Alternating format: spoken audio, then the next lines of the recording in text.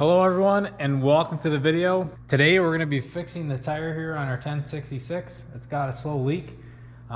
It's got an inner tube in it. So this is kind of going to be a how-to video, and we're going to show off our tools that we use and the way we go about fixing these things. These tires are brand new back in the 80s, and there's kind of a little bit of a cut here. This tractor's mostly used for like packing a pile.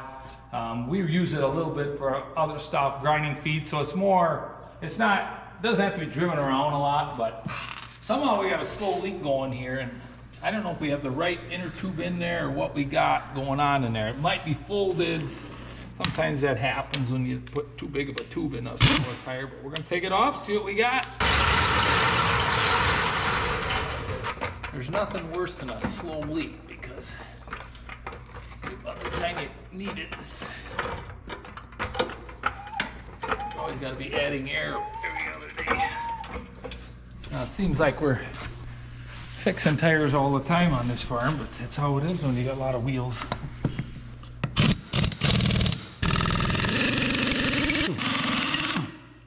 I remember when you had to do this all by hand. And it all got done, it just took longer. All right, so we got the tire off, and we're going to show you two different ways to break the beads, and then also show you the tools that we use. Okay, so I got a bunch of these tire bars, and some of them I bought and some I found like on an auction or someplace. Now you notice like these older ones, they're thinner, and then this is a newer one. See how much thicker it is? And it's the thinner ones are so much nicer, so you don't pinch the tube. They slip in a little easier. They're actually even lighter, you know, like here for something smaller tires. And then you get a longer one too, and that's an older one too, thinner. And then here's a newer one, and I don't know why they make them thicker. They're harder to work with. Then you got one here for like breaking like the rear tires on a tractor. And my dad used to use pinch bars like this. He didn't have these fancy tools, and it still works. It's just you have to be more careful about pinching your tube. And then we're gonna see what's in there. We don't know yet what's wrong. It could be, we may not find a leak. We may just have to use a new tube. I don't know, I have 11L here, 15, 16, and I don't know. This is awful tall tire. It may work, we'll see. We got some different type of patches here we use with the rubber cement, and sometimes to buff up where I put the patch on, I'll use the grinder to just slightly buff the tube so that you got good contact with your cement. I mean, a lot of times when you find a hole, you fill it up with air, put a circle around it so you can find it after you let the air back out. But anyway, we'll buff it up, put our cement on, put the patch on, and then I got this weight here I use to put over the patch and maybe give it, you know, half an hour to dry hour, I don't know, whatever. Go find other things to do. And so we're gonna see. And then we have this tool, which is something pretty simple, and this is to remove your stem to let the air that's left in there out. And then the other thing it does is when we put a new tube in, we're putting the tire back together, we shove that through that hole, and we can screw it to that so we don't lose our valve stem. So we can still pull our valve stem back in when we're ready to put air back in. So it's kind of a safety tool. Okay, so here we have a bead breaker. It's a very expensive tool I got maybe 10 years ago already. It works very well with the rear tires on a tractor or something larger like that, but it's great for any kind of tires. So with air, you have a hydraulic pump, which you would handle this and put it onto your bead, and it would control this, and we'll show you that. We're going to use that to break the bead, but we have an old way. I used to have to do it before I had that. This is something my dad used to do. So this is a high lift jack, or we call it a handyman's jack, and I've got several of these on the farm. These are very handy. So what we used to do is find an implement that's heavy enough, maybe especially like under a drawbar or something where it would fit, and you can put that under there and set your jack, and this would help you break the bead. And really that's the hardest part of most tires, is to get the bead broke without bending up your rim. And you got to be careful so these jacks don't jump out at you. You can see what I'm doing there. You want to stand on it. And sometimes you have to go in more than one spot. You might have to rotate your tire and get to a different spot. Every tire is different. Some of them are, it seems like the heavier the tire, you know, the better this seems to work. But anyway, you kind of get the idea here. And you may have to go in 3 or 4 different places until that finally snaps loose. So what we're gonna do, we're gonna use our bead breaker. Yeah, so if you had to get by and you didn't have the fancy tools, you could do something like that.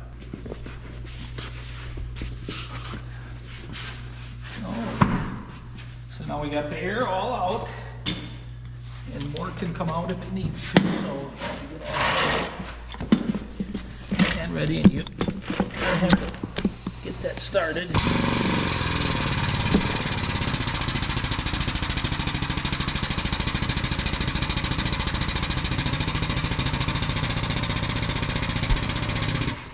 And there our bead broke. And you have to do that on both sides. So now we push it back that way. It lets the oil go back into our pump. Turn our tire over. Do the other side the same. And this is a little safer, but I'm sure there's other ways to do this. It's just the way I've always done it. And some of the really big tires, they got like a spot on the rim you can jump in. See, now it jumped in. Everything's locked in there real nice. I never like to stand directly over stuff like this in case something would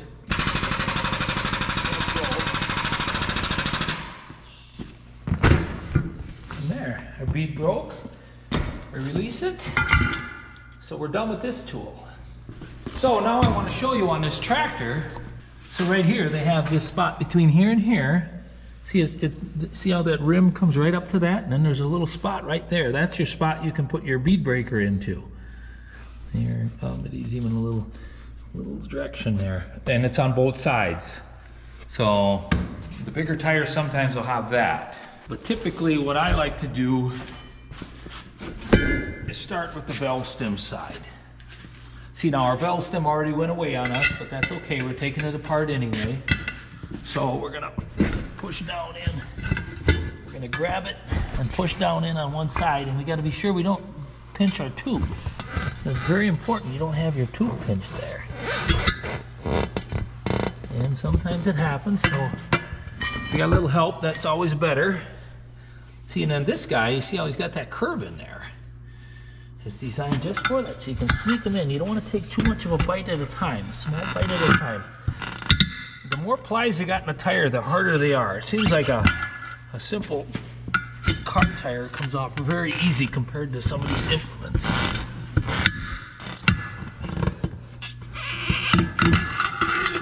So we got to keep pushing this down so that this bead ends up going into this groove. And that gives you space on this side for that to jump over the top of the rim edge.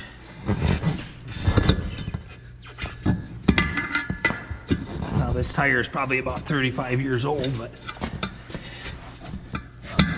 we're not gonna go replacing it just yet.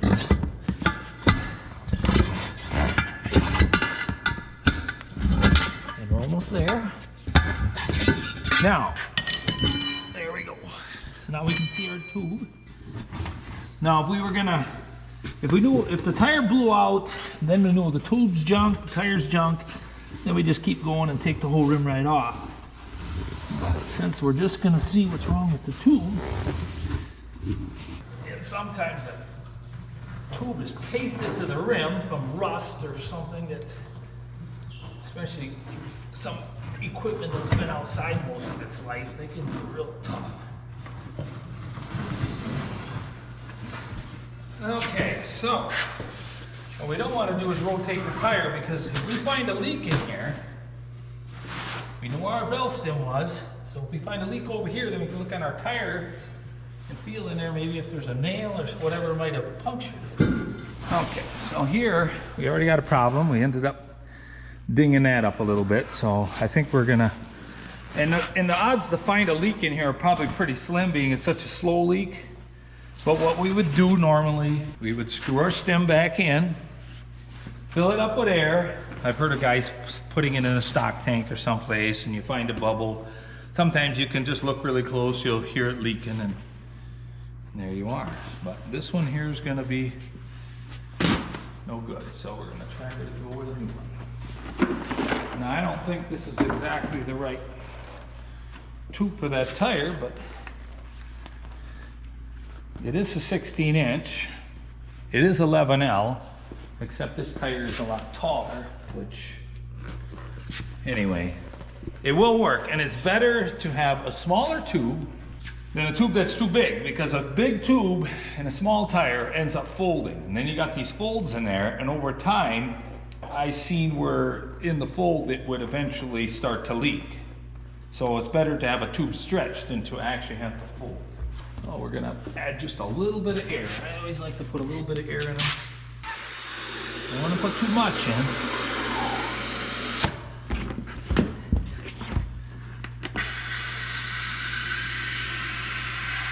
And just enough to kind of get some shape going. Turn them to where the stem is about. Let me stuff them back in.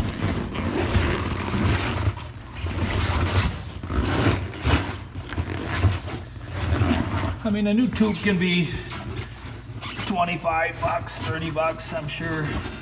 It varies depending on the quality of the tube, but sometimes that's the better way to go than to have to take it apart several times or have problems out in the field afterwards. Now, the one thing, sometimes when taking a tire off, you'll end up putting a little gash in the rim, and it ends up being a sharp spot. So then when you're feeding this tube over the rim, you might end up cutting the tube. And we learned that from experience, because then we end up taking it apart again. It's more frustrating. It really doesn't cost you anything. It's just more time. You have to put a patch on a brand new tube, and we don't want to have to do that. Now this tool again, this is really handy here. Now we're going to go through there like that, and we're going to turn it onto the stem. And that's going to help make sure we can fish that through there. There's our stem. Now here too, that's an implement stem. Sometimes you buy tubes that are made for something lighter, and then you got to put these inserts in there to kind of fill in the gap. But so we always watch that when we're buying tubes, because there's so much different stuff out there. So let's see if we can put them back together without pinching our tube. So we're going to start someplace away from the valve stem. You can push him back down in there to make sure our tubes, you know, I can see my tube in there. And we're going to put pressure down here, and we'll go in. Now this is the important part, so we don't end up pinching the tube. And again, it helps to have a little help, so if somebody's standing on this one side, so you're pushing this tire down into this groove, so you got room to stretch this tire over the rim. Tough ones are like skid steer tires, because they're really thick sidewalls, and there's so many plies that you can fight with them a little bit.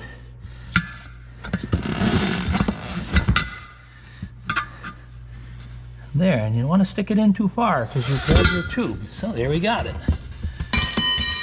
And then now you see the stem down in there, so maybe turn our tube to kind of line up with that. Pull that into place, center our rim. We're ready for air. So now there's another trick we can use, is there's actually a lubricant you can buy, and it sometimes comes with a fancy brush, and you put that in. It's basically just some soap, and we can use this too. We can mix it with a little water or just use it direct. We put it on both sides to help the bead to seat up. It's another trick so that everything comes together a little easier. But I think in this case we're not going to have too much trouble, because everything seems pretty clean. So anyway, when you take this off, you better hang on to your valve stem. You don't want them to go away until you put some air in there.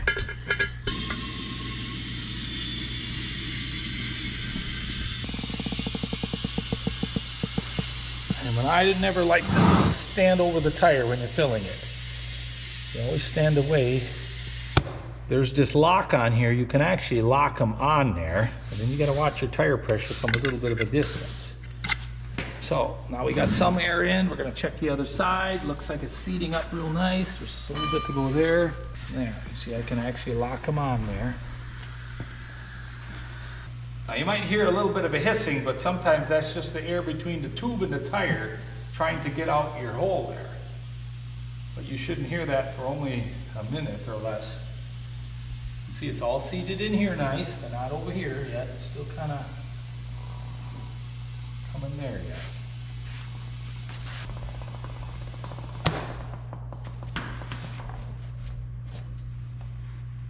And most of the way in, there's a little bit left.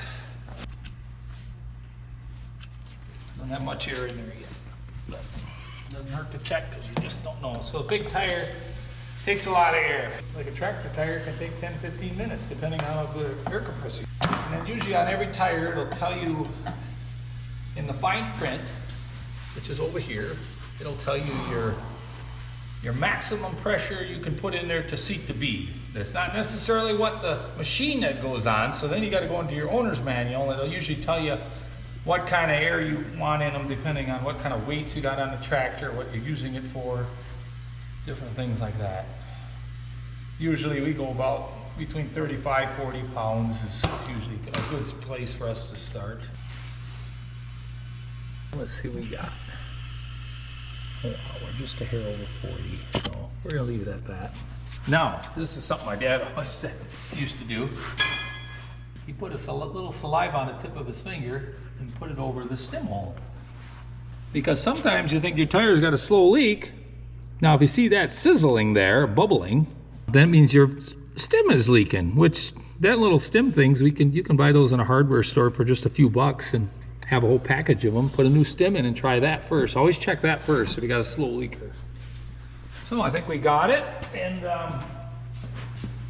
we'll never know 100% if we did this right until the next day or 2 or 3 when we realize that the tire's staying up or still losing air. But this whole thing took me maybe 15 minutes, maybe 20 minutes if you're not in a big rush, but we wouldn't even be to our tire dealer yet in town. And we fixed it right here on the farm.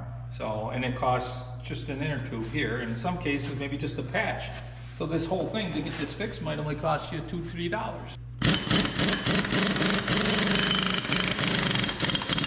Here we got our weight off.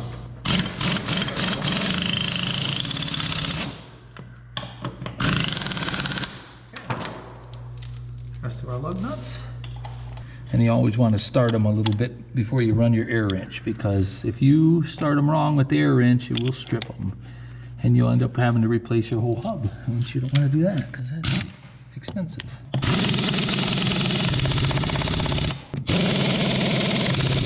All right, so that's how to change a tire on a tractor, how to fix it. I want to thank my dad for showing us that. Hopefully you learned a couple new tricks, or at least the basics of how to do it. Anyways, I hope you enjoyed the video. Thanks for watching, and we'll see you next time.